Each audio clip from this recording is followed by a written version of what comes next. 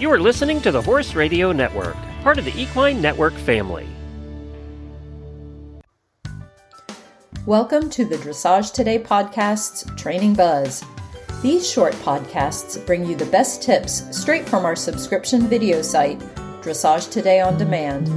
To get full access to all our videos, go to ondemand.dressagetoday.com and enter promo code DTPODCAST to save 15% off your subscription.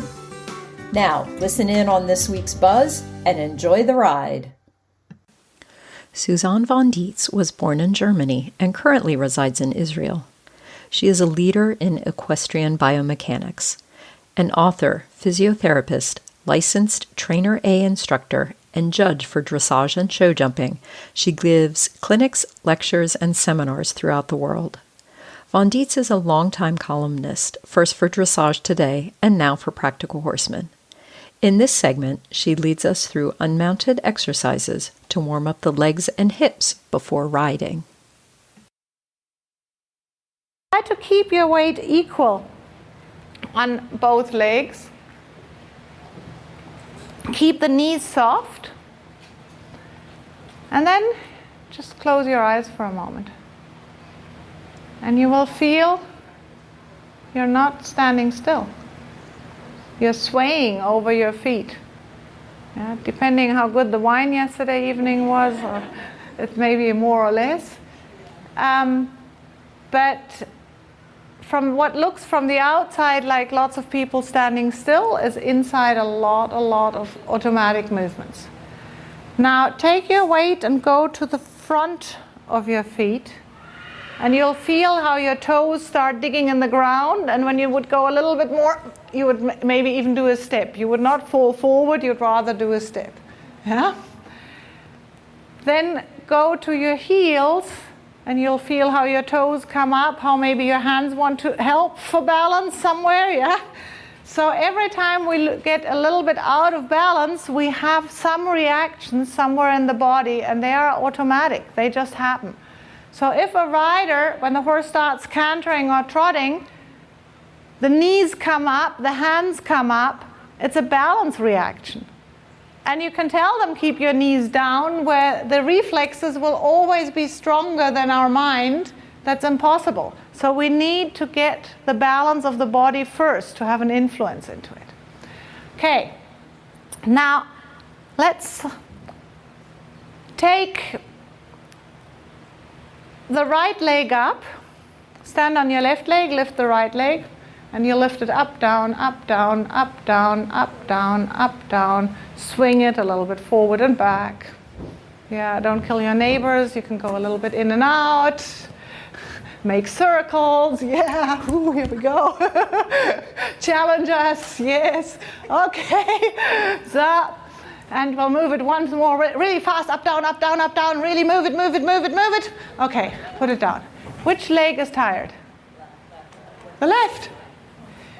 It didn't move, it just stood there.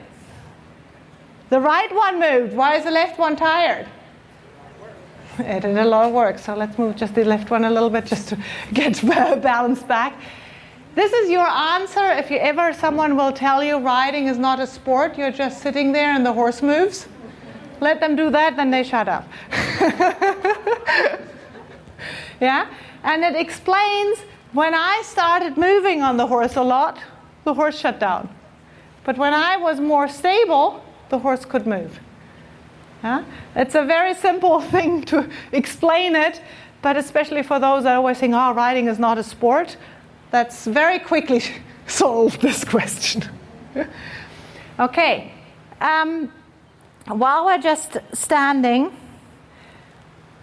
lots of riders do warm-up exercises. They start stretching and doing this. Well, if I go into a studio for stretching, I get, first of all, 20 minutes on a bicycle or on a running machine to be properly warmed up before I can stretch my muscles.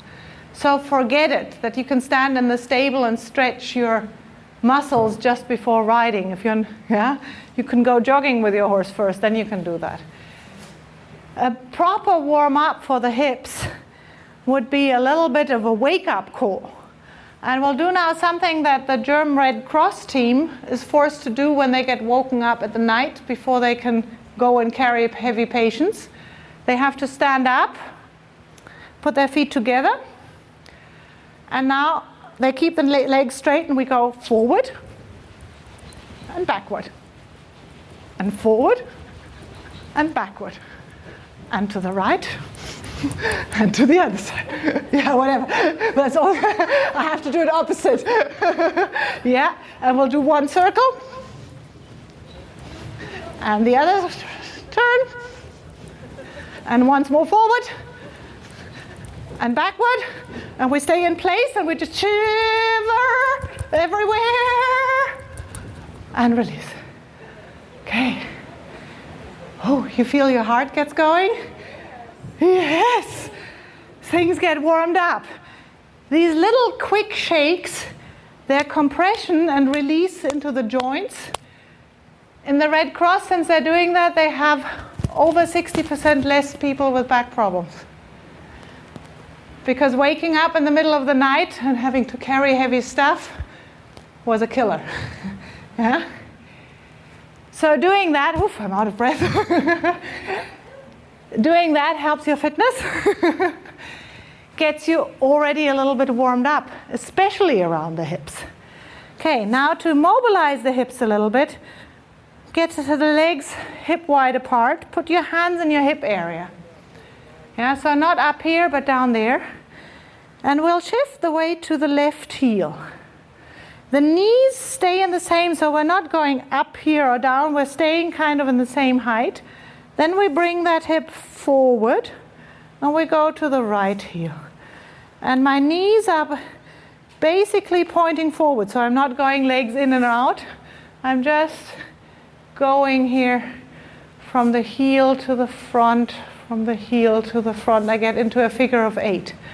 And it's like I'm turning over that hip joint. And then I go to the other side, turn over it. And that's kind of a mobility for the hip. Yeah? Now, when I have this moved free, yeah? Yes, nice. I sometimes do that when I brush my teeth. I have no time to do exercises, so I have to put it somewhere else. Yeah? But it's a nice feeling. Now, let's put our legs together again. Lift one leg up and put it down. And then lift the other one and put it down. And put it down in such a way that you think you're getting one size shoe bigger, larger. Your feet are, every time you're spreading them on the ground. So the leg you're standing on pushes into the ground, gets long, and you get length on that side. So that we're not swaying in our upper body from side to side, we're grounding one leg. Okay. Now let's all take that leg, we're not talking left and right, that side leg. We lift it up, we put it down and slide it on the ground to the side without weight. So now I come to a place that my outside little toe takes off. I'm still standing on my left leg. My right leg kind of goes to the side and I have the inside of the leg connected. What happens in my hip is I'm sliding it down and out of the joint. And then I go back and I take the other leg. I go up, down, and slide it to the side. So it's not about lifting the leg, it's about this feeling of getting it away from here. Yes, that's a lot of work. Yeah? And then let's go that a little bit faster, that we go. We kind of throw the leg. It's not lifting, yeah, that's crunching. We're throwing it down to the side, down to the side, down to the side, down to the side. And it should give you a feeling of, ooh, my little hip muscles there, they're working. Yeah. Yeah, so, yes. Okay, good. Okay, so already just with this, you've warmed up your hips and freed them and opened them much more than if we had done these long stretches over not warmed up muscles. We hope you enjoyed this bonus podcast. What would you like to learn about, and what tips would you like to hear? Email me, Stephanie, at sruff@equinenetwork.com or reach out to us on social media. Remember, go to ondemand.dressagetoday.com and enter promo code DTPODCAST to save 15% off your subscription to our online catalog. Thanks for listening.